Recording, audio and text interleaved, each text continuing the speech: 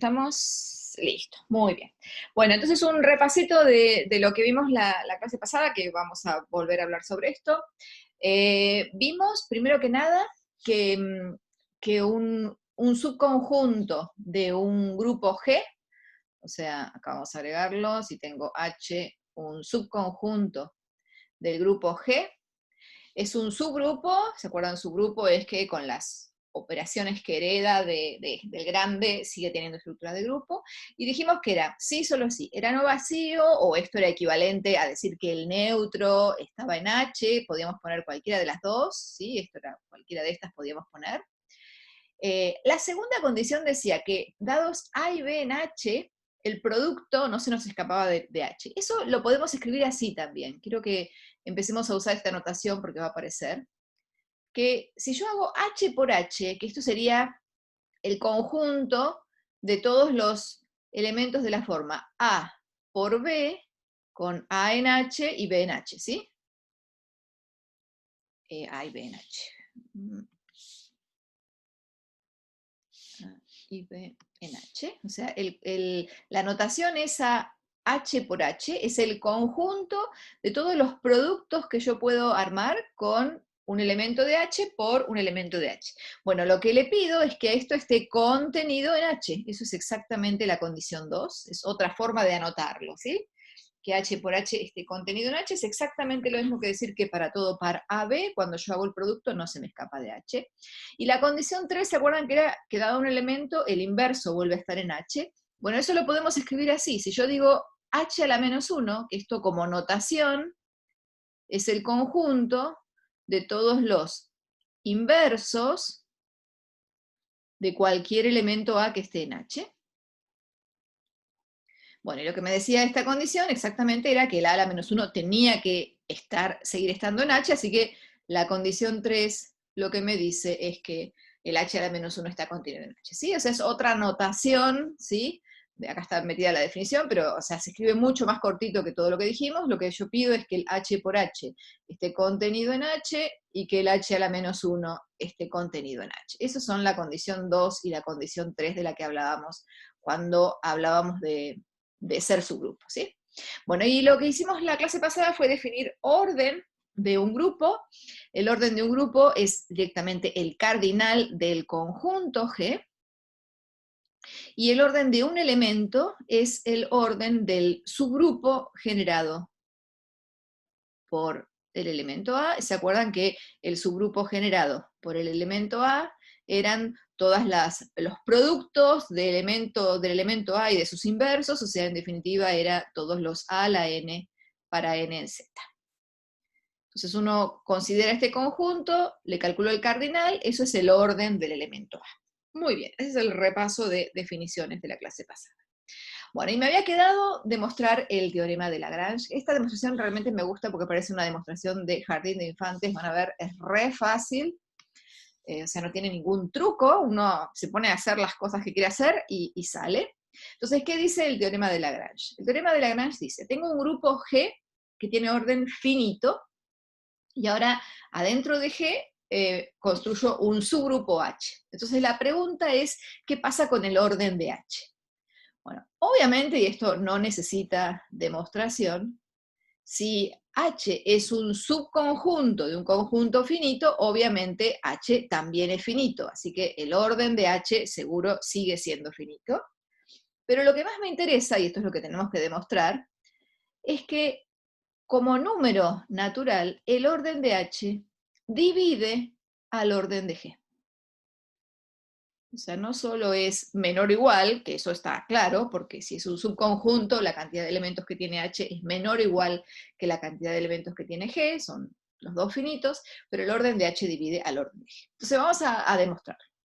Entonces, bueno, mi H es un subconjunto no vacío, ¿sí? Porque por lo menos tiene el elemento neutro. Así que yo digo que H tiene, qué sé yo, m elementos. Entonces, esto es H1, H2, HM, donde m es mayor o igual que 1, porque seguro mi subconjunto H es no vacío. ¿Sí? Entonces estos son todos los elementos de H, o sea, el orden de H es m. Esos son exactamente, hago una descripción de todos los elementos de mi conjunto H, o sea, el HI es distinto del HJ, ¿sí? No repito cosas, ¿no? Si el I es distinto de J. Entonces, enumero todos los elementos de mi conjunto H. Bueno, entonces, si H es igual a G, listo, ya está, no hay nada que probar. Entonces, el cardinal de H es igual al cardinal de G, o sea, el orden de H es igual al orden de G, entonces, bueno, lo que yo quería probar era que el orden de G era un múltiplo del orden de H, o que el orden de H divide el orden de G, bueno, ya está, ya lo demostré, ¿sí? Así que ahí termina la demostración. Bueno, ¿qué pasa si esto no vale? Entonces, si H está contenido, pero propiamente en G, entonces ahí empieza mi demostración. Yo digo, bueno, entonces existe un elemento, qué sé yo, A1, que pertenece a G y que no pertenece a H. Bueno, entonces me construyo mi conjunto, vamos a llamarlo H1, esto es un conjunto, acá ya no es ni grupo ni subgrupo, nada, es un conjunto. Este conjunto va a tener a los elementos de H, o sea, H1 hasta HM, y después le voy a volver a agregar todos elementos multiplicados por el A1, o sea, A1, H1, A1, H2, hasta A1, HM. ¿Sí? Entonces, la pregunta es, ¿cuántos elementos tiene H1? Entonces, para decir que tiene 2m elementos, lo que tengo que ver es que no se repiten, sí que todos los elementos que yo puse acá son distintos. Entonces, fíjense, los elementos que viven acá son todos distintos 2 a 2, ¿sí? Estos son todos distintos. Eso es nuestra hipótesis. El HI, para que sea igual al HJ, la única opción es que el I sea igual al J. Los que viven acá también son distintos 2 a 2. Distintos 2 a 2. Porque, ¿qué pasa? Vamos a hacerlo despacito esta vez. Esto se repite, esta demostración se va a seguir repitiendo, ¿no? Entonces estos son distintos 2 a 2 por construcción, y estos también, porque fíjense, ¿qué pasa si el A1HI es igual al A1HJ? Cancelación. Exactamente, vale la cancelación, entonces esto me dice que el HI es igual al HJ, pero dijimos que el HI igual a HJ significa que el I tiene que ser igual a J, ¿sí? Por construcción de los elementos de H. Así que estos también son distintos 2 a 2. Y ahora la única cosa que me queda es comparar a alguien de la primera parte con alguien de la segunda parte. O sea, ¿qué pasa si hay un HI que es igual a un A1 por HJ? ¿Qué pasa ahí? Yo quiero ver que esto no puede pasar, ¿sí? Despejemos el A1. El A1 va a ser igual a HI por HJ a la menos 1, ¿están de acuerdo? Lo puse del lado que iba, ¿no? Sí. Entonces, ¿dónde vive A1? En H. En H.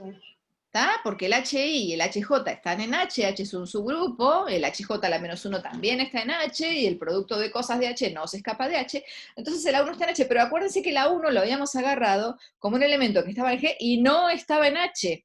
Así que acá hay un absurdo, que provino de suponer que un elemento del primer subconjunto, de los HI, coincidía con un elemento del segundo subconjunto, los A1 por H.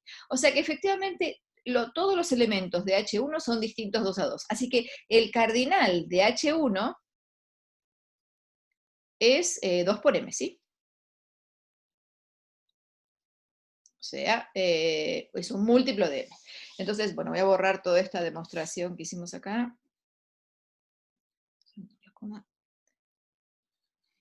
Entonces, lo que yo digo ahora, repito el proceso. Entonces yo digo, bueno, si H1 es igual a G, O sea, si ya logré cubrir todo G, entonces listo, el orden de G es 2M, no, ¿qué dije?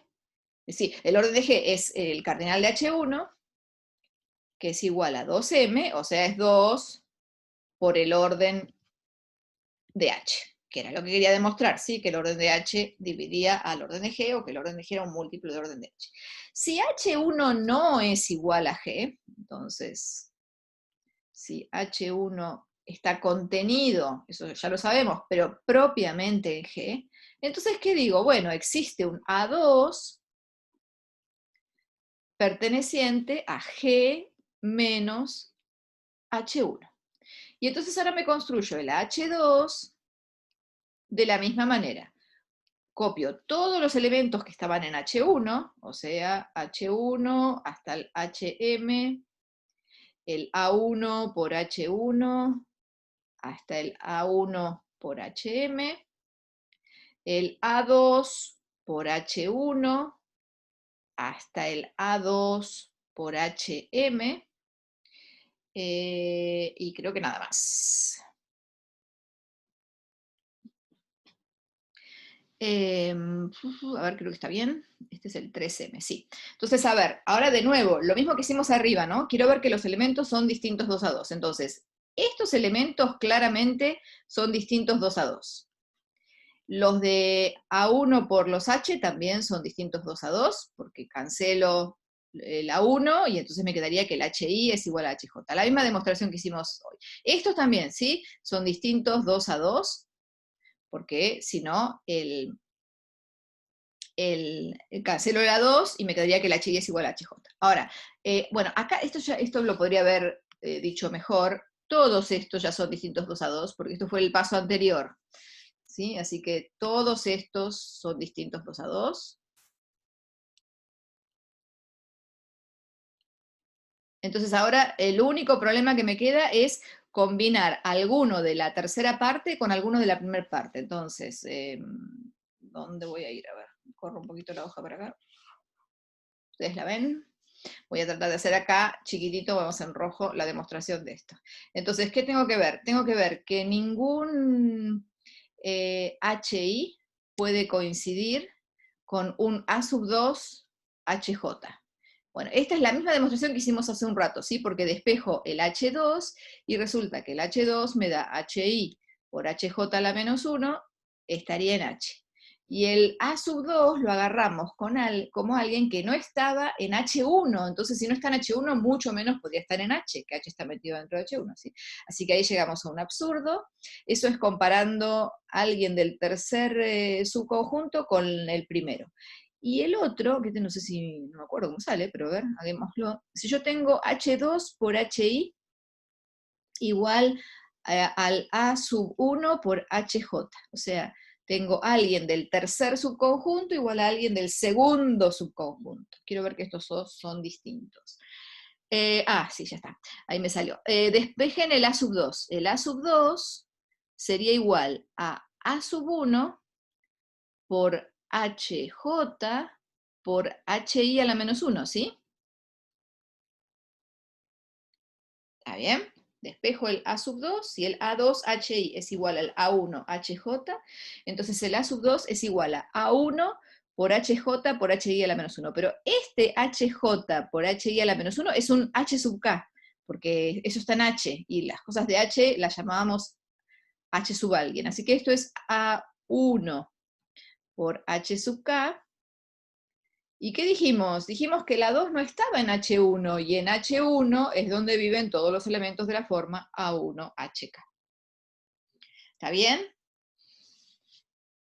O sea que de nuevo demostramos que el H2 tiene todos sus elementos distintos. Bueno, entonces ahora sigo la misma demostración de antes, ¿no? El cardinal del H2, el cardinal de H2 es, ¿cuánto dijimos? 3M. Bueno, entonces digo lo mismo. Bueno, si H2 es igual a G, ya está. Terminé la demostración porque entonces el orden de G es 3 veces el orden de H. Si no, es porque existe un elemento A sub 3, ¿no? Entonces, si H2 no está contenido, no es igual, o sea, está contenido pero propiamente en G, entonces vuelvo a decir lo mismo, existe un A3 que pertenece a G menos H2, y de nuevo, así construyen el H3 con la misma que hicimos, muestran que H3 tiene todos sus elementos distintos, o sea, lo único que hacen a H3 es agregarle o sea, agarran H1HM, A1 por H1HM, A2 por H1HM, y después ponen A3 por H1HM, ¿sí? O sea, el cardinal de H3 va a ser 3 veces el orden de H. Bueno, ¿por qué termina este proceso? Porque el orden de G es finito, así que en un número finito de pasos, yo esto lo tengo que estar terminando, ¿sí? Y lo voy a terminar cuando llegue a, efectivamente, hay algún H sub K que me da igual a G, entonces el orden de G es un múltiplo, ¿sí? O sea, el tema es que si el contenido es propio, lo que le tengo que agregar es siempre un múltiplo del orden del grupo, ¿sí? Siempre es la cantidad que le voy agregando es m, entonces necesariamente este proceso, este algoritmo va a terminar cuando en algún momento diga, sí, ya está, me dio igual, y entonces el orden es un múltiplo el orden de G es un múltiplo del orden de H. ¿Está? Bien, teorema es muy, muy importante, fíjense que tiene nombre, y van a ver que lo vamos a aplicar en varias cosas en un ratito. Pero creo que antes de eso, sí, trabajemos un poquito más con el orden del elemento, que nos falta un montón de teoría para trabajar tranquilos con esto. Bien, entonces tengo un grupo G. G no tengo ni idea si es finito, infinito, G no me importa, pero agarro un elemento A y digo que el orden de A es finito. Entonces acuérdense, creo que estoy en rojo todavía, que el orden de A es el cardinal del subgrupo generado por A, ¿sí? Así que es el cardinal del conjunto formado por todos los A a la N para N en Z. ¿Sí? Agarro el subgrupo generado por A, que tiene estos elementos, le calculo el cardinal, y esto me da el orden de A. Entonces arranquemos con el primer lema. El primer lema me dice, es un sí, solo sí, y me dice que el orden de un elemento A es finito, o sea, el cardinal de este conjunto es finito, sí, solo sí, existe algún número natural tal que A a la N me da 1. Entonces, vamos con la demostración, vamos con la ida. Entonces, supongamos que el orden de A es finito. O sea, lo que yo sé es que el cardinal del conjunto de todos los A a la N para N en Z es finito. ¿Esto qué significa?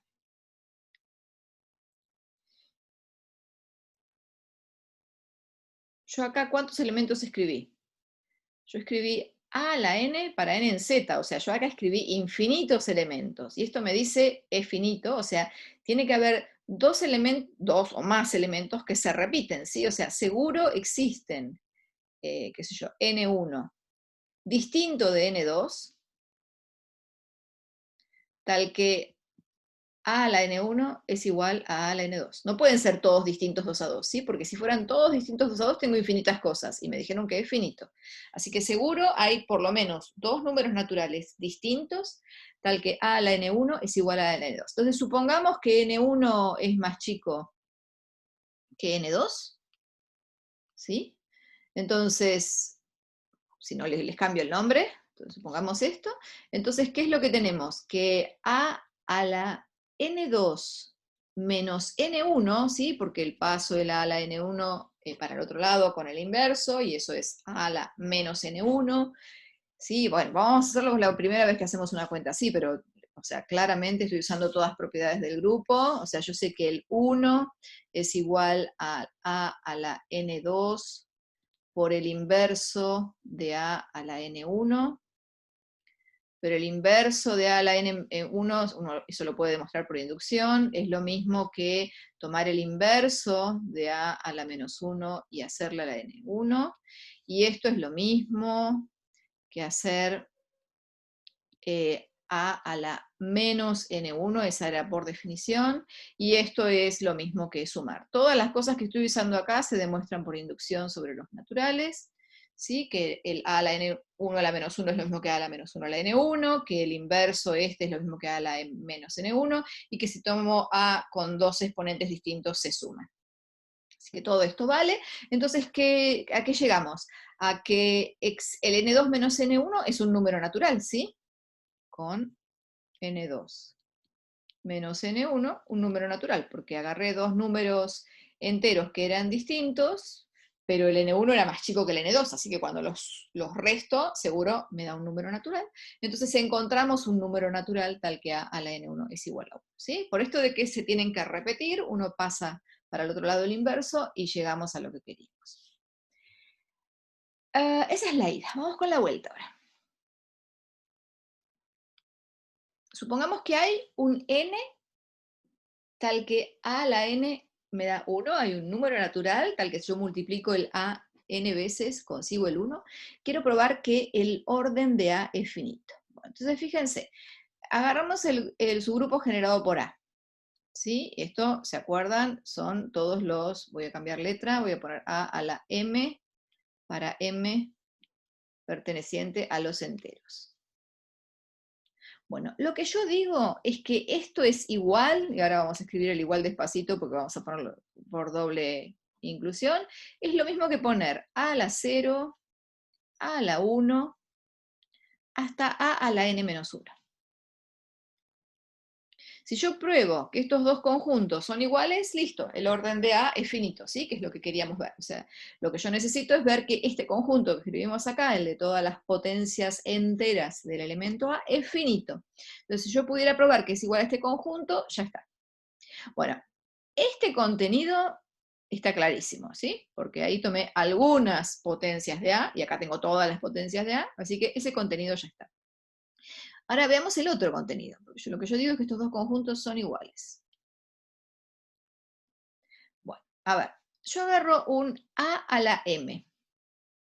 Yo quiero probar que ese a a la m coincide con alguno de estos n que escribí, el a a la 0, a la 1, a la n menos 1. M es cualquier entero. ¿Qué hago?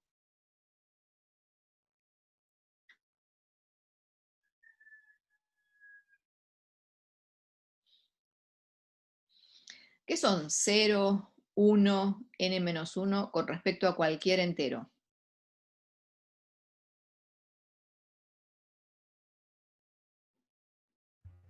La suma de 1 esa cantidad de veces, ¿no? ¿Qué? No entendí. De nuevo que no entendí. La suma de 1 esa cantidad respectiva de veces. Sí, está bien, pero a ver, con divisibilidad, elementos de álgebra. ¿Qué son el 0, el 1, el n-1? ¿Se acuerdan que son los elementos que viven en Zn, ¿no? Cuando ustedes escriben Zn, escriben la clase del 0, la clase del 1, hasta la clase del n-1. ¿Por qué escriben esto? ¿Quiénes son 0, 1 y n-1? Los posibles restos de la división. Perfecto, los posibles restos de la división, exactamente. Entonces, lo que me está diciendo esto que tengo acá, lo que yo quiero probar que es igual, es que en definitiva cualquiera de la m se tendría que poder escribir en función de restos de dividir por n. Entonces, bueno, al m dividámoslo. Entonces, yo sé que todo entero m se divide por n, o sea, me va a dar un q por n más r, ¿sí? Divisibilidad, elementos de álgebra, vivimos usándolo. Bueno, pero ¿esto qué es? Esto es lo mismo que hacer a, si quieren, a la n a la q por a la r. ¿Pero cuánto valía a la n? Estoy en la vuelta de este lema, ¿sí? Entonces a la n es 1. Entonces esto es 1 a la q, esto es a la r. Y r es un resto, o sea, r es 0, 1 o n menos 1, ¿sí? O sea que probamos la igualdad de estos dos conjuntos, así que efectivamente el orden de A es finito. No probamos por ahora que estos sean distintos 2 a 2, por eso ahora en un ratito lo vamos a ver. Me falta algo para decir que estos son distintos 2 a 2, pero está clarísimo que si el orden de A es finito, en alguna potencia el elemento A tiene que darme 1. Bueno, corolario importante para cuando tengan que ver que algo es un subgrupo de G. Supónganse que tengo un grupo G cualquiera, tengo H un subconjunto de G que tiene cardinal finito. Y mi pregunta es, ¿qué le tengo que pedir a H para que sea un subgrupo de G? Entonces, ¿se acuerdan que esto lo habíamos visto? Voy a borrar esta cuenta que tengo acá. Habíamos dicho que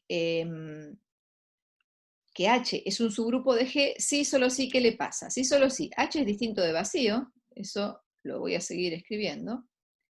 Sí, solo sí, H por H está metido adentro de H, o sea, cada vez que agarro dos elementos en H y los multiplico, no se me escapan de H. Y la tercera no la tengo que poner, o sea, la tercera la voy a escribir por acá, pero no la necesito más. La tercera me decía que H a la menos 1 tenía que estar contenido en H, esta no la necesito más. O sea, esta me sale gratis si el cardinal de mi conjunto H es finito. ¿Por qué? Vamos a la demostración. Entonces, la ida la sabemos, ¿sí? La ida es inmediata, porque si H es un subgrupo, yo sé que vale 1, 2 y 3, o sea que en particular valen 1 y 2, o sea que eso está clarísimo.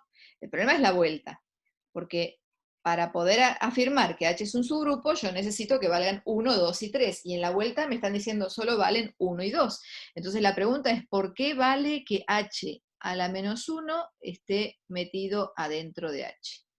Bueno, y salen simplemente por esta cuentita que hicimos acá.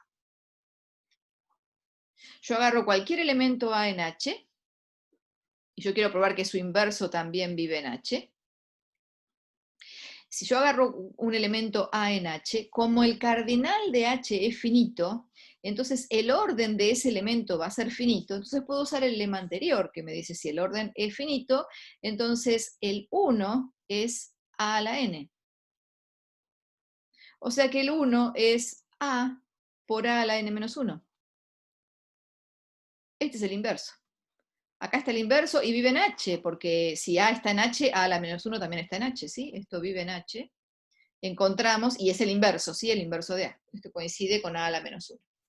¿Sí? De que 1 se pueda escribir como A a la n, saco una A y el resto va a ser el inverso. Entonces la tercera condición nos viene de regalo cuando el elemento A es de orden finito, o sea, cuando el H que están tratando de ver si es o no subgrupo es un subconjunto finito. Bien. Bueno, ahora, ¿se acuerdan que la pregunta que nos habíamos hecho acá era si todos estos elementos eran distintos 2 a 2? Y entonces ahí va la respuesta a eso. Entonces, lema, este sí nos dice todo lo que queremos saber sobre el orden de un elemento. Entonces, son equivalentes, así que puedo usar cualquiera de las cuatro, ¿sí? El orden de un elemento es un n, o sea, este lema sirve para elementos de orden finito. Entonces, si el orden de un elemento A es n, eso es equivalente a decir que n es el menor natural al que le pasa lo que dijimos en el lema anterior, ¿sí? Es el menor natural tal que A a la n es 1. Es equivalente a decir que si A a la m es igual a 1 es porque el m es un múltiplo de n, o sea, los únicos números naturales o enteros que van a hacer que la potencia me dé 1 van a ser los múltiplos de n. Y la cuarta condición, era la que no terminábamos de resolver en el anterior, es que el subgrupo generado por A es exactamente todas las potencias de A mirando restos de dividir por n, y acá sí me dan distintos 2 a 2, porque lo que nos faltó en el lema anterior es hablar de el menor, eso es lo que le estamos agregando acá. O sea, nosotros sabíamos que si A es de orden finito, hay un número natural tal que a la n es igual a 1. Bueno, este lema me dice, bueno, agarra el más chico de todos, y ese es el que va a estar funcionando perfecto. Ese es el orden, esa es la cantidad de elementos que tenés, esas son todas las potencias que tenés que poner. Bueno, a ver, tenemos que demostrar la equivalencia entre estas cuatro cosas. 4 implica 1, ya está, ¿no? Porque si este conjunto tiene n elementos distintos 2 a 2, su cardinal es n. Así que esta ya está, no la tenemos que hacer. Y creo que es la única que no tenemos que hacer, las otras todas. Así que vamos con 1 implica 2. Entonces, sabemos que el orden de A es n. Queremos probar que n es el menor natural tal que A a la n es igual a 1. Bueno, a ver, arranquemos con esta demostración. Si el orden de A es igual a n, o sea, es finito, por el lema anterior sabemos que el conjunto de todos los m, de todos los m naturales, conjunto de todos los m naturales, tales que a a la m me da igual a 1, esto es no vacío. ¿Sí? Porque eso fue lo que demostramos en el lema anterior. Si el orden es finito, entonces tiene que haber algún natural tal que a la m me da 1. Bueno, supongamos que de este conjunto no vacío agarro el primer elemento y lo llamo, qué sé yo, S. O sea, S, el menor natural tal que a a la S es igual a 1. Bueno, ¿qué es lo que quiero probar? El 2 me dice que exactamente el menor natural que verifica eso tiene que ser el n, así que lo que yo quiero probar es que S es igual a n.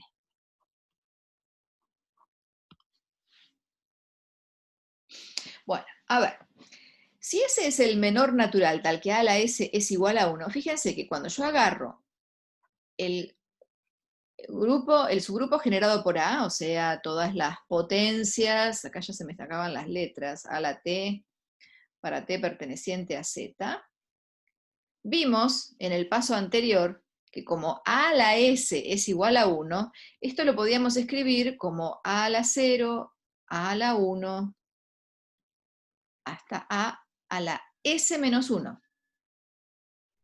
¿Sí? Esto lo vimos en el lema anterior, si a a la S es igual a 1, entonces cualquier a a la T, cuando yo divido por S, me queda solo el resto, entonces este conjunto me da igual a la 0, a la 1, a la S menos 1. Ahora, yo quiero ver que este conjunto realmente tiene S elementos, o sea, lo que necesito ver es que son distintos 2 a 2. Entonces, supongamos que a la I es igual a un a la J, donde el I y el J son distintos, o sea, el I es estrictamente menor que J, y viven entre el 0 y el S menos 1, ¿sí? O sea, agarré dos elementos, I y J, entre 0 y S menos 1, distintos, entonces, por ejemplo, el I menor que J, tal que a la I me da igual a la J. Entonces, ¿qué pasó con a la J menos I?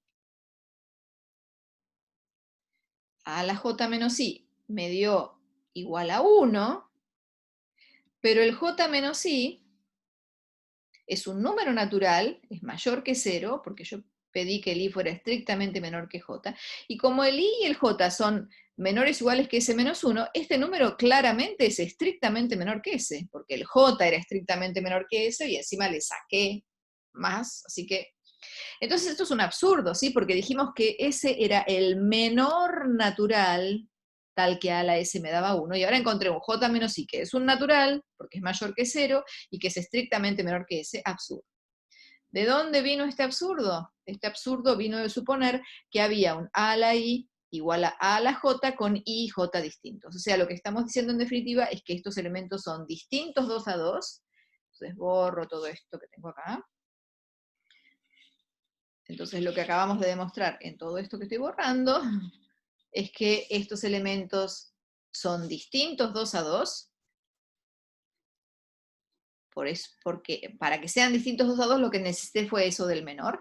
Entonces el cardinal, el orden de A, que es el orden de A,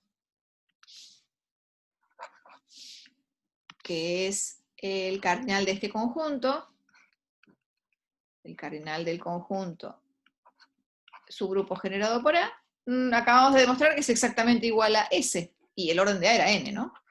O sea, demostramos lo que queríamos, que S es igual a N. Así que con esto, listo, el 1 implica 2, ¿sí? Porque agarramos el menor natural que verifica esto y probamos que exactamente es igual a N. Así que listo, 1 implica 2, vamos con 2 implica 3 ahora. Entonces voy a hacer 2 implica 3. Bien, borremos todo esto. 2 implica 3. Muy bien. 2 implica 3. Quiero probar este sí, solo sí, ¿no? Yo quiero probar 3. Entonces quiero probar que si n divide a m, el a a la m es 1, y que si a a la m es 1, entonces el m es un múltiplo de n. Entonces, vamos con la vuelta, que es más fácil. Entonces dice, si n divide a m, quiero probar que a a la m es igual a 1, ¿sí? Entonces, si pasa esto, es que el m es q por n, ¿sí? Entonces, ¿cuánto es a a la m. Esto es a a la q por n, o sea, esto es a la n a la q, pero a a la n por el punto 2 era 1, o sea, esto es 1 a la q, esto es 1. Listo, la vuelta. Bien fácil. Vamos con la ida. La ida que me dice, yo tengo un m tal que a a la m es igual a 1, y lo que quiero demostrar es que el n divide a m, o sea que el m es un múltiplo de m. Entonces lo de siempre, si yo quiero probar que lo divide, lo divido. Entonces el m es un q por n más r.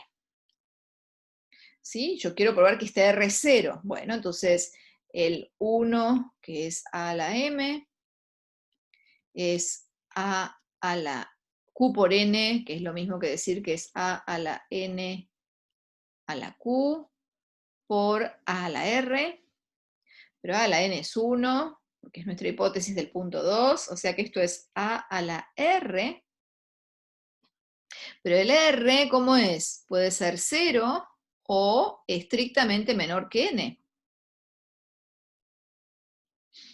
Bueno, pero ¿qué pasó? Encontré un R, que si es natural, es un R estrictamente menor que N, que me da 1, pero el punto 2 me decía que el menor natural que verifica eso es el N, entonces la única opción para mi R es que no sea natural, entonces el R tiene que ser igual a 0.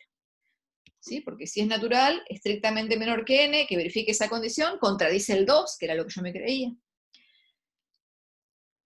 ¿Listo? Tenemos el 3 todo demostrado, así que vamos a borrar todo esto y me queda el último, ¿sí? 3 implica 4, es lo último.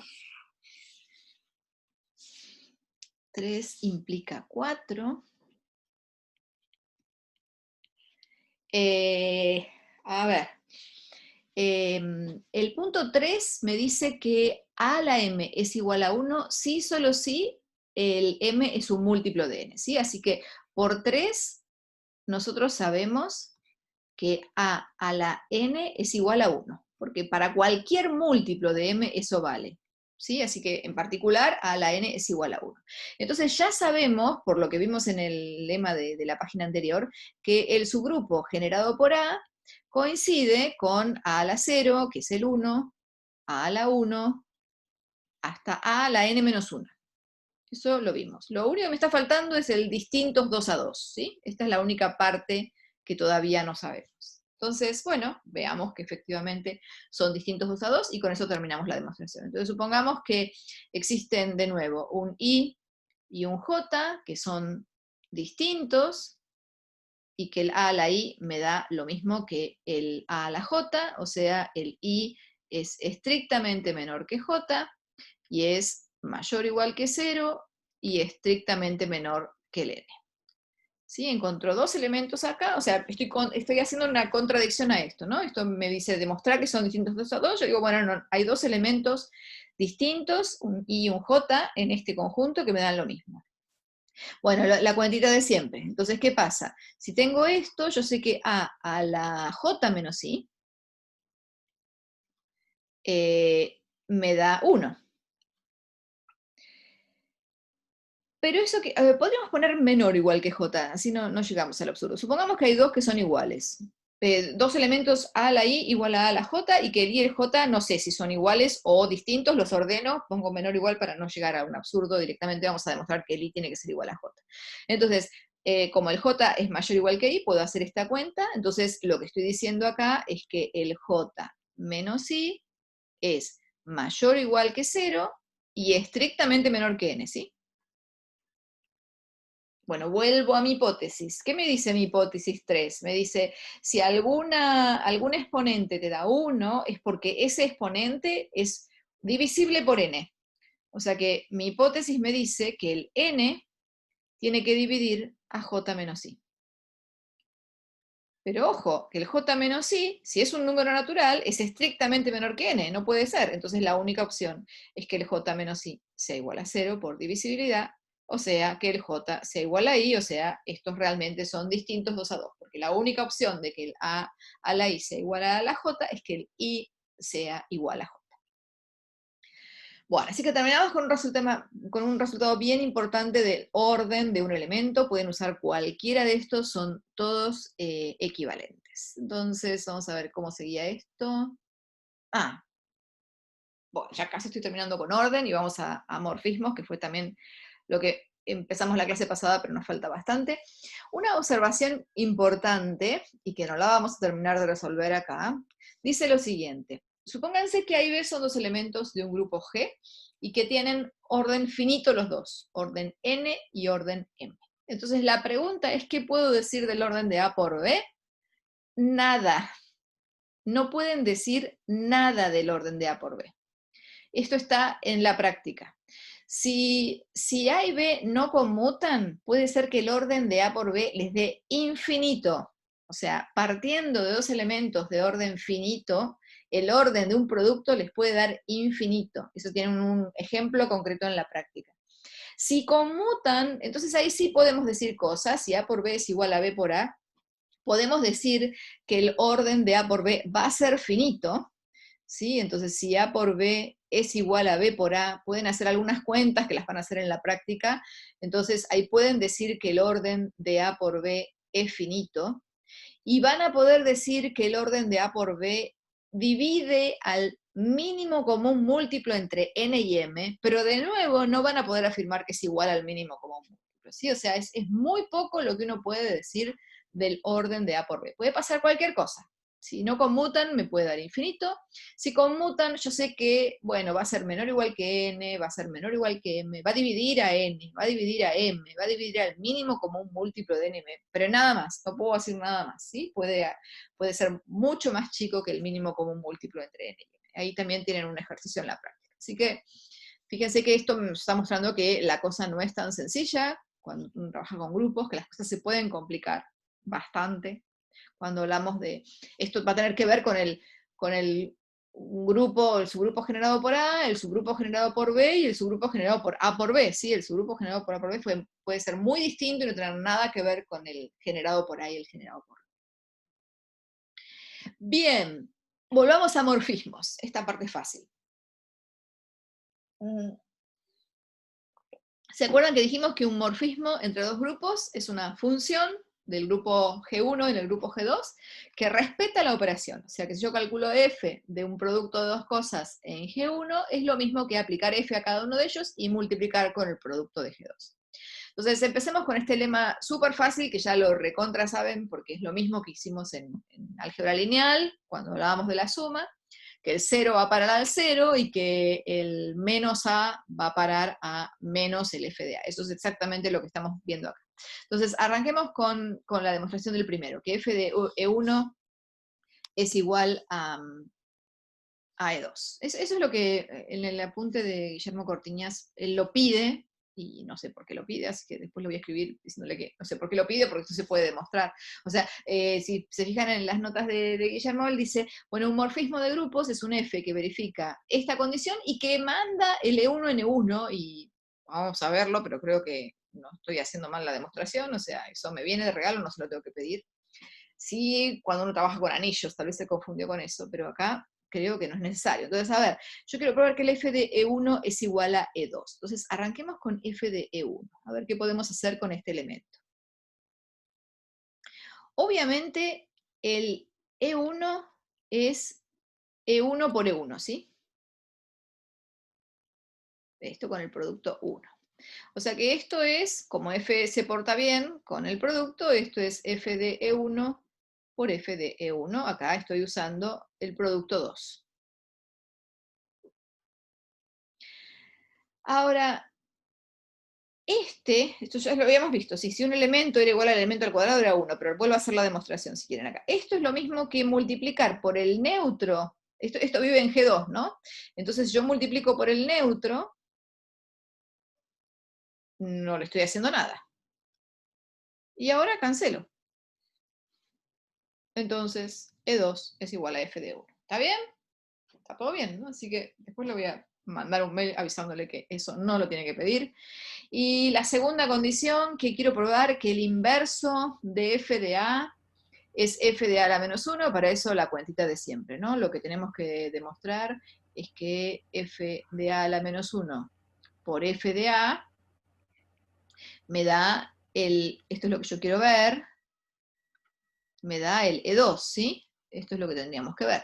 Para ver que el inverso de f de a es el f de a a la menos 1, lo que tengo que verificar es que esta cuenta me da el elemento neutro, pero ¿esto qué es? Como f es morfismo de grupos, esto es f de a a la menos 1 por a, y esto es f del elemento neutro, y ya está, f del elemento neutro, acabamos de demostrar en el paso anterior que es el elemento neutro, o sea que efectivamente la f se porta bien con el elemento neutro y se porta bien con los inversos, el inverso puede salir afuera.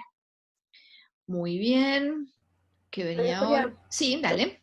perdón, te interrumpo un segundito. ¿Mm? La parte, digamos, en la que se conserva el neutro y eso son definiciones que se encuentran mucho por las definiciones generales, a veces de estructuras algebraicas generales que conservan la función cero área, ¿no? Sí, sí, por eso, eso te decía exactamente, cuando uno trabaja con anillos, que esa es otra estructura algebraica que vamos a ver después, que esto es un conjunto, que tiene una suma y que tiene un producto, entonces tiene un elemento neutro para la suma, tiene un elemento neutro para el producto. Cuando uno habla de morfismos de anillos, uno puede demostrar fácilmente que el 0 va a ir a parar al 0, pero no puede demostrar, esto no sale, que el 1 del anillo vaya para el 1. Entonces ahí sí voy a hablar de morfismos de anillos que respeten, que manden el 1 en 1 y otros que no. Eso es clarísimo, es exactamente lo que yo dije. Pero, o sea, a veces uno lo tiene que poner, lo tiene que pedir porque no viene, pero acá en la demostración está en el primer renglón, está perfecto y no hice nada y lo único que hice fue usar las propiedades de estructura de grupo y si respeta el producto, ya me viene gratis. O sea, no es que esté mal, es que lo está poniendo de más porque viene de regalo y no hay que pedir. Sí, eso es lo que...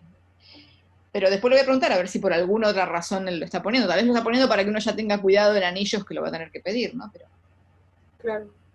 Se me ocurría eso, pero por el tema, digamos, que a veces uno cuando ve distinta bibliografía, la definición de álgebra, por ahí, digamos, que es la más general, uno la lleva a grupos, anillos, y hay cosas que quedan como obvias y otras que no. Claro, exactamente, sí, sí. Pero siempre uno intenta hacer la cosa lo más limpia posible y escribir Exacto. lo que necesito. Pero bueno, por eso le voy a preguntar después, a ver si por alguna razón lo pone así. Bien, qué bien. Bueno, núcleo e imagen. ¿Se acuerdan el núcleo? Lo repetimos. El núcleo de F son todos los elementos A en G1, lo habíamos definido en la clase pasada, que van a parar al elemento neutro de G2. Y la imagen de F directamente son los F de alguien, ¿sí? Son los F de A para todo A en G1. Entonces, este lema lo que me dice es que si yo tengo un morfismo, entonces el núcleo es un subgrupo de G1 y la imagen es un subgrupo de G2. Vamos con la demostración. Tengo que probar tres cosas, ¿sí? Tengo que probar que el núcleo de F es no vacío. ¿Por qué es no vacío? Porque está Exactamente, el E2 es f de 1, por lo que acabamos de demostrar, así que esto, entonces el E1 vive en el núcleo de F, así que es no vacío, por lo menos hay un elemento en G1 que va a parar al E2, el E1, así que es no vacío, que respeta el producto, o sea, si yo tengo A y B en el núcleo de F, o sea, f de A me da el elemento neutro y f de B me da el elemento neutro, entonces, ¿qué pasó con f de A por B? Bueno, pero esto es una cuentita tonta, ¿sí? Esto es f de A por f de B, esto es el neutro por el neutro, es el neutro, entonces A por B también vive en el núcleo, lo mismo que ustedes hacían con la suma, cuando trabajábamos con espacios vectoriales, ahora lo estoy haciendo con el producto. Y lo del inverso lo mismo, ¿no? Si A está en el núcleo de F, quiero ver que A a la menos 1 también está en el núcleo de F, bueno, pero calculemos f de A a la menos 1. ¿Qué dijimos recién? Que f de A a la menos 1 es lo mismo que hacer f de A y después calcularle el inverso. Pero f de A dijimos que es el neutro, ¿no? Porque A está en el núcleo. Entonces esto es el inverso del neutro, y el inverso del neutro es el neutro, así que se acabó, el A a la menos 1 está en el núcleo de F. O sea que efectivamente la imagen de F es un subgrupo de G1, y el 2 es exactamente lo mismo, y hasta más fácil, que la imagen de F es un subgrupo. ¿Por qué la imagen de F es no vacío? La misma razón, ¿no? Porque L2 ahora pertenece. Porque L2 es F de alguien, es F de 1, así que esto está en la imagen de F. Si agarro dos elementos en la imagen, X e Y en la imagen, quiero ver que el X por Y también está en la imagen. Entonces, bueno, multipliquemos X por Y y veamos que X por Y es F de alguien. Bueno, pero el X es F de alguien, el Y es F de alguien, y por suerte el producto de F de A por F de B es F de A por B, entonces esto es F de alguien, está en la imagen de F. Y lo mismo con lo del inverso, ¿no? Si X está en la imagen de F, entonces, ¿qué pasa con X a la menos 1? ¿Estará en la imagen de F? ¿Será F de alguien? Bueno, el X es F de alguien, así que el X a la menos 1 es F de A a la menos 1, pero demostramos hace un ratito que esto es lo mismo que mandar el menos 1 adentro, entonces esto es F de alguien, esto está en la imagen de F. Bien, bien fácil. Si F es morfismo, el núcleo es un subgrupo de G1 y la imagen es un subgrupo de G2. Ya vamos a ver después, y en las notas van más rápido y ya van a hablar, el núcleo de F es un subgrupo normal, y esto lo vamos a escribir así, o sea, este tiene más propiedades, en cambio este no, pero bueno, eso, en la clase que viene arrancamos con eso. Por ahora, subgrupos, nada más. ¿Qué falta? Ah,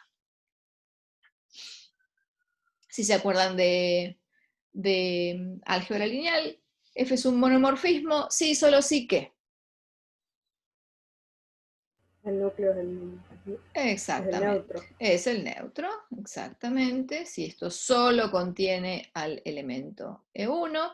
F es un epimorfismo, sí, solo sí, la imagen es todo G2. Y F es un isomorfismo, sí, solo sí.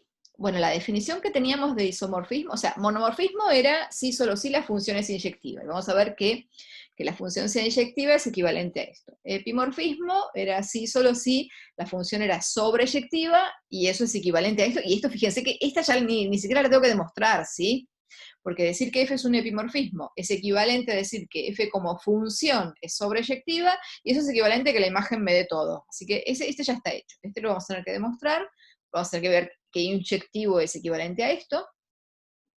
Y F es un isomorfismo, sí, solo si la función F es biyectiva, ¿sí? Entonces vamos a demostrar que F es un isomorfismo, sí, solo si F admite inversa, eso ya lo sabemos, admite inversa como función F a la menos 1, pero además F a la menos 1 es morfismo de grupos. O sea que uno podría decir que admite inverso cuando pienso en morfismos de grupos, ¿sí? O sea, va a haber una F a la menos 1 que compuesta con F a derecha o a izquierda me da la identidad, pero ese F a la menos 1 sigue siendo un morfismo de grupos, ¿sí? Y la definición de isomorfismo me decía, la función es biyectiva, o sea, me decía, admite una inversa a derecha y a izquierda como función. Bueno, esto me está diciendo que además de como función, el F a la menos 1 es morfismo de grupos. Bueno, vamos a demostrar. Entonces, el 2 ya está. El 1 tengo que demostrar entonces que F es inyectivo, F es un morfismo, ¿no? Entonces, F como función es inyectivo, sí, solo sí, el núcleo de F me da E1. Bueno, entonces vamos con la ida y la vuelta. La ida, supongamos que F es inyectiva. Entonces queremos probar que el núcleo de F solo tiene al E1. Bueno, agarremos un elemento A en el núcleo de F y veamos que solo puede ser E1. Entonces, ¿esto qué significa? Que el f de A es igual a E2. Ahora los escucho, ¿cómo hago? Usando que f es inyectiva para probar que el A es igual a E1. Supones que hay otro. No, yo tengo el A ya, ¿eh? O sea, lo que yo quiero probar, acá, entonces lo que yo quiero probar, a Pero ver, yo ya sé que FN1 es C2 también. bien, bien, exacto. Entonces, yo agarro, lo que yo quiero probar es esto ahora, si no quiero probar que es inyectiva, quiero probar esto. Quiero probar que el núcleo de F solo contiene E1. Entonces agarro cualquier cosa en el núcleo de F y lo que quiero llegar al final es que A es igual a E1, ¿sí? Entonces, agarré una A en el núcleo de F. ¿Cómo hago para llegar a que A es E1? Exactamente, el F de A es E2, pero E2 también es F de 1, y la función es inyectiva, F inyectiva, entonces si F de A es igual a F de 1 es porque A era igual a 1, así que la única cosa que puede estar en el núcleo es el E1, muy bien, y ahora la vuelta, sí, a la vuelta yo sé que el núcleo solo contiene a E1 y quiero probar que la F es inyectiva, entonces supongo que hay dos elementos que van a parar a lo mismo y quiero ver que son iguales.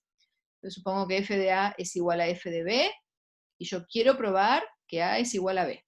¿Qué hago?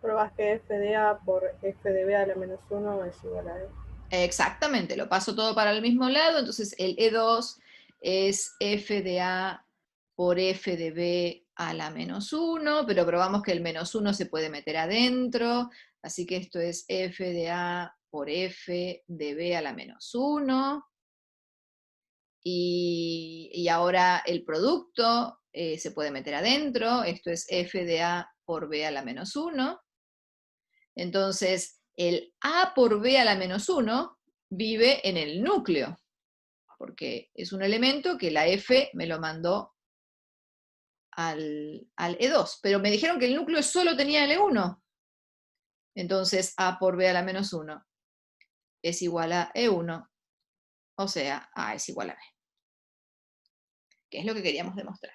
Así que, listo, el 1, el 2 dijimos que era inmediato, y borremos todo esto para tener lugar para el 3. Entonces, el 3 me dice que lo que me dice es que ser isomorfismo es equivalente a que F sea biyectiva. Entonces, lo que yo quiero demostrar en el punto 3 es que, en definitiva, es que si F es un morfismo, entonces F es biyectiva,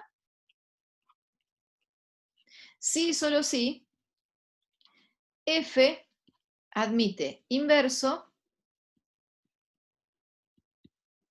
F a la menos 1, esto es que sea biyectiva, ¿sí? Que admite inverso como función, pero esto me agrega algo más, me dice F a la menos 1, morfismo de grupos.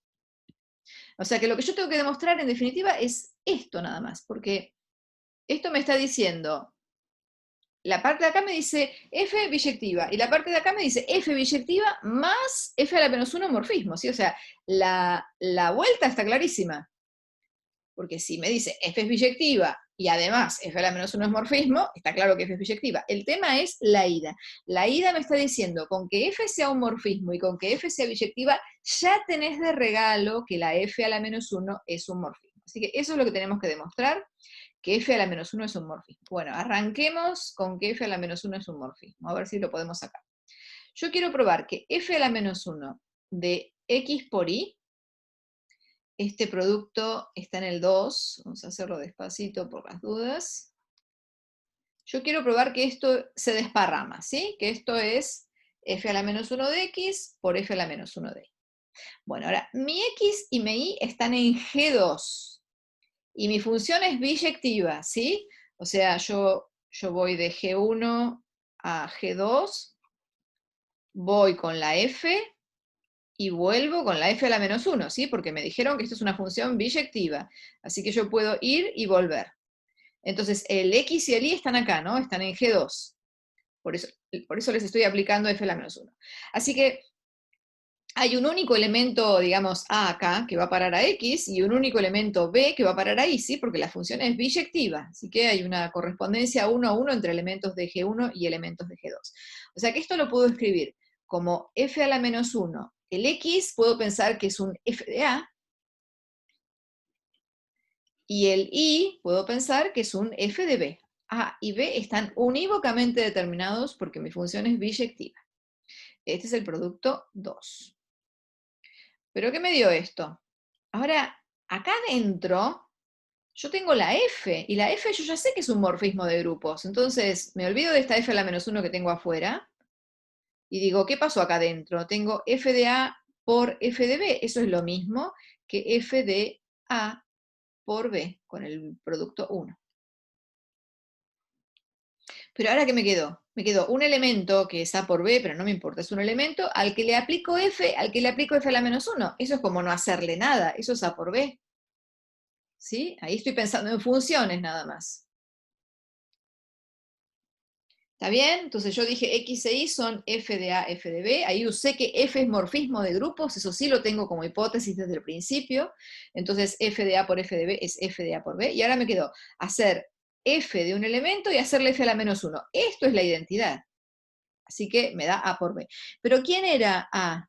El A era el elemento que estaba asociado con X. O sea, el A es f a la menos 1 de X.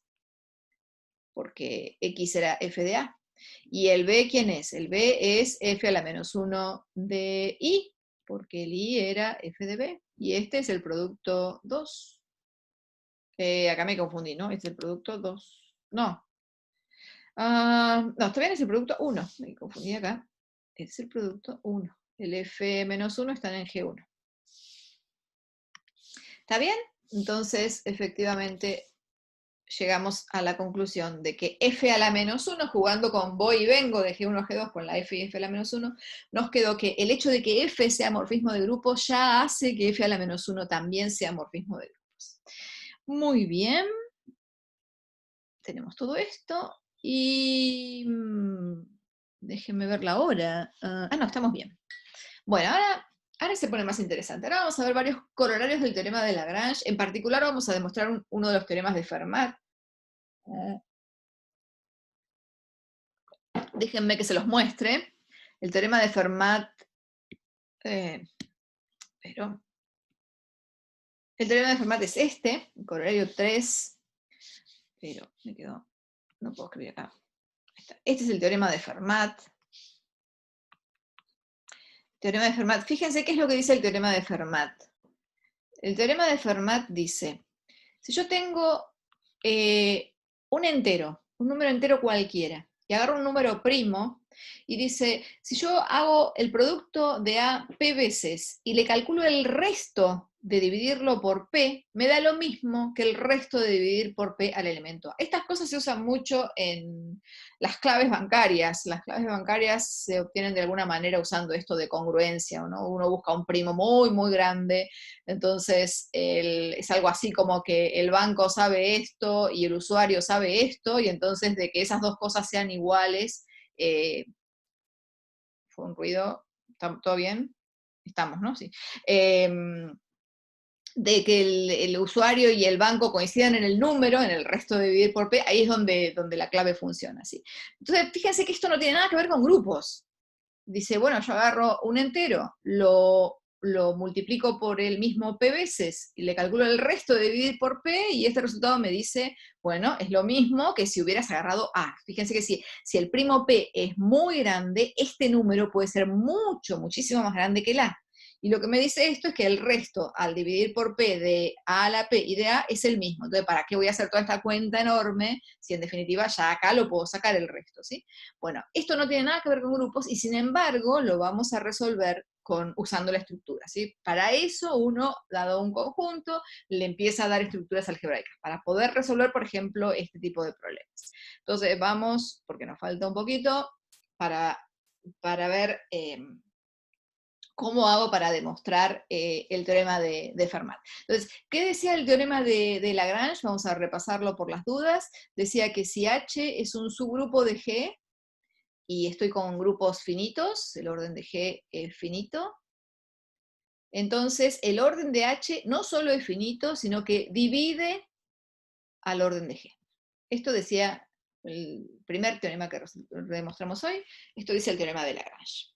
Bueno, entonces, fíjense, corolario, dice, si el orden de G es finito, es bien fácil, si el orden de G es finito y A es un elemento de G, entonces A, la potencia de A, tantas veces como el orden de G, me tiene que dar 1. Bueno, vamos a ver, ¿cuál es el orden del elemento? Sí, cuando yo calculo el orden del elemento A, ¿se acuerdan que decíamos el orden de A es el orden del subgrupo generado por A, ¿sí? Entonces, si el orden de A es el orden de un subgrupo de G, aplico el teorema de Lagrange y me dice, este está jugando el papel del H que tengo en el teorema de Lagrange, ¿sí? Es un subgrupo de G, así que el orden de este subgrupo tiene que dividir al orden de G. Eso, ahí uso teorema de Lagrange. Y por otro lado, ¿se acuerdan que hoy decíamos que si el orden de A es un n, entonces A a la m era igual a 1, una de las, creo que era la 3 que demostramos, era si, solo si el m era un múltiplo de n. ¿Sí? Entonces, si el orden de A es n, y m es un múltiplo de m, el a a la m también me da 1. Entonces, usando esto, ¿qué me dice? Esto es sí, solo sí. El a a la orden de g me da igual a 1. Listo, ya está. No demostramos nada. ¿Sí? Ya sabíamos todo. El orden de a divide al orden de g, entonces el orden de g es un múltiplo del orden de a, entonces a a la orden de g es igual a 1. Vamos con el corolario 2. Que esto tiene que ver con lo que hoy estabas preguntando, Aldana, de las unidades. Vamos con este corolario. Dice, agarro un entero A cualquiera, que es coprimo con n, y quiero ver que A a la phi de n, ¿se acuerdan qué es phi de n, no? Phi de n es el cardinal de todos los restos, o sea, todos los m tales que 0 es menor o igual que m y estrictamente menor que n, o sea, los posibles restos de dividir por n, pero además el n y el m son coprimos. O sea, me fijo en los restos de dividir por n, y entre ellos me quedo únicamente con los que son coprimos con n. Ese es el indicador de Euler, el phi de n. Bueno, entonces yo voy a demostrar este corolario 2 usando lo del corolario 1. O sea, voy a ver que mi elemento A vive en un grupo, y que el orden del grupo es este phi de n, entonces, como corolario inmediato de esto, voy a conseguir esto, pero necesito un grupo que tenga orden phi de n. Bien, entonces, lo que vamos a hacer, como estoy en los enteros, y en definitiva puedo hablar de enteros módulo n, voy a trabajar con Zn con el producto. ¿Sí? Porque fíjense que acá estoy... acá, perdón, acá esto está mal. Es congruente con módulo n. Esto acá es congruente... Aquel sí está bien. Este es congruente módulo n. O sea, esto es en Zn. Módulo n. O sea, lo mismo, el resto de dividir este elemento por n es 1. Eso es lo que dice el corolario 2. Bueno, entonces estoy trabajando módulo n. Entonces considero Zn con el producto. ¿Qué es esto, Zn con el producto? ¿Esto tiene estructura de grupo?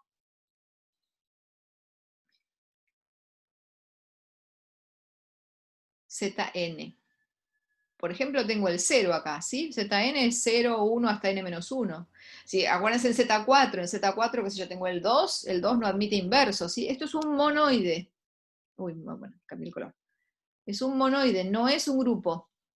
¿Por qué? Porque, está bien, tengo el producto es asociativo, tengo elemento neutro porque la clase del 1 actúa como elemento neutro, pero no todo elemento admite inverso. Entonces, ahí era donde, bueno, para construir un grupo voy a trabajar con las unidades de Zn, o sea, los elementos que admitan inverso, y entonces ahí sí, esto, con el producto que hereda de Zn, esto es un grupo. Bueno, ahora, ¿quiénes son las unidades de Zn? Las unidades de Zn son las clases de elementos M en Zn que admiten inversos, ¿sí? Tales que la clase de M por, qué sé yo, la clase de X me da el 1. Ahora, ¿qué es esto que dijimos acá abajo? Esto es lo mismo que decir que M por X menos 1 me da un múltiplo de n, ¿sí? Un n por i. ¿Está bien? Que estos dos sean iguales en Zn, es decir, que el mx menos el 1 es un múltiplo de n. Lo escribo de otra manera esto es lo mismo que decir que mx más n por menos i, bueno, menos i, me da 1, ¿sí? O sea, pasé el 1 para el otro lado y el n por el i para este lado, n por menos i igual a 1. Y si se acuerdan de elementos de álgebra, decir que m y n son coprimos era equivalente a que existieran x y que me permitían escribir esto, ¿sí? O sea, esto es exactamente lo mismo que decir que el m y el n son coprimos. O sea que los únicos elementos m en Zn que admiten inverso son los coprimos. O sea que estos son los m en Zn, tales que m y n son coprimos. Entonces voy a borrar esto de acá abajo, toda esta cuentita que hicimos. Y ya estamos, porque fíjense, ahora vamos a leer de nuevo el enunciado, ¿sí? O sea, lo único que hice hasta ahora fue ver que si yo agarraba Zn con el producto, esto no tenía estructura de grupo, esto es un monoide, no todos los elementos admiten inverso, así que tengo que tener cuidado. Pero bueno, no importa, me quedo con los elementos que sí admiten inverso, las unidades, eso sí me da estructura de grupo, porque el producto queda cerrado, si multiplico dos elementos que admiten inversos, su producto vuelve a admitir inverso. Entonces describo cuáles son las unidades de Zn, son las clases de equivalencia de M's que son coprimos con N. Entonces, fíjense, agarramos una en Z, que es coprimo con N, o sea que mi clase de A vive en las unidades de Zn. ¿Y cuál es el orden de este grupo? El orden de U de Zn. Es exactamente lo que escribimos en el primer renglón. ¿Cuál era el phi de n? Era los m's entre 0 y n, o sea, restos de dividir por n, que son coprimos. Entonces, esto es exactamente phi de n. ¿Cuántas unidades tengo en Zn? Tengo exactamente phi de n. Entonces, ahora voy al corolario 1. Si A es un elemento en un grupo y el grupo tiene orden phi de n, entonces la clase de equivalencia de A en Zn a la phi de n me da el 1. Me da la clase de equivalencia de 1. Y eso es exactamente lo que escribimos acá, que A a la phi de n es congruente con 1 módulo n. Ahí veo cuántas páginas me quedan, creo que vamos a cortar en la próxima. A ver cuántas me quedaban. Está bien, este lo vamos a dejar para la próxima. Entonces terminamos con esta, que ya estamos. Termino con esta teorema de Fermat, que ya lo tenemos. Teorema de Fermat lo tenemos porque, repito lo que dijimos en el anterior. En el anterior dijimos que si A es un entero, que es coprimo con n, entonces dijimos que el A elevado al indicador de Euler de phi de n me da congruente con 1 módulo n. Bueno, esto era el corolario anterior, ¿sí? Escribamos esto ahora para n igual p, n es un primo. Si n es igual a p es primo, entonces, ¿quién es el indicador de Euler? Phi de p. Estos son los elementos m que están entre 0 y p menos 1, ¿sí? Las posibles raíces, los posibles restos que consigo al dividir por p, y que son coprimos con p. ¿Quiénes son? El 0, no, porque el 0 con p me da p. Pero el 1 es coprimo con p, el 2 es coprimo con p, hasta el p menos 1, ¿sí? El único, o sea, no existen números naturales menores que p que sean divisibles por p. Así que el único de todos estos que agarré, yo agarré p menos 1, agarré p elementos acá, el único que me servía es el 0. O sea que phi de p es p menos 1. Entonces, bueno, si A es coprimo con P, porque esto me decía, estoy copiando esto, ¿no? Si A es coprimo con P, entonces A a la P menos 1 es congruente con 1 módulo P. Esto me dice el corolario 2 que demostramos en la página anterior, ¿sí? Y entonces, ¿ahora qué hago? Bueno, multiplico por A de los dos lados y me queda entonces que A a la P es congruente con A módulo P. Casi estamos, me falta un detallecito más.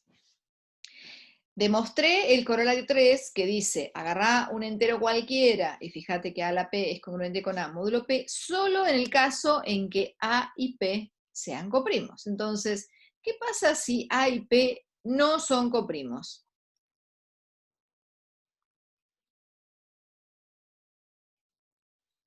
¿Qué le pasa a A?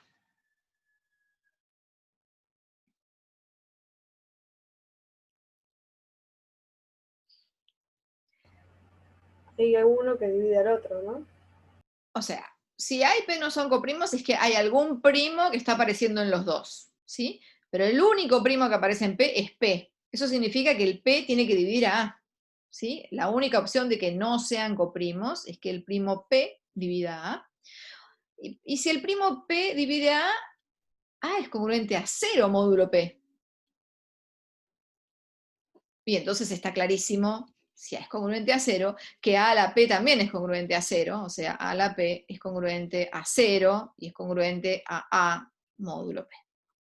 O sea, el caso que nos estaba faltando es un caso trivial, ¿sí? Es pensar que el A es múltiplo de P, entonces claramente el A a la P también va a ser múltiplo de P, los dos son congruentes, el resto de dividir por P me da 0 en los dos casos. Bueno, no, dejemos el corolario 4 para la próxima clase, porque yo dimos demasiadas cosas. El 4 me va a quedar para la próxima clase y este. Vamos entonces, para terminar, a qué fue lo que hicimos hoy. Bueno, seguimos con el trabajo práctico 2, que yo les dije que ya lo pueden terminar, obviamente, no agregamos nada. El 3 creo que todavía no apareció, pero no hay tema, o sea, no empezamos el tema del trabajo práctico 3, sigo con el 2.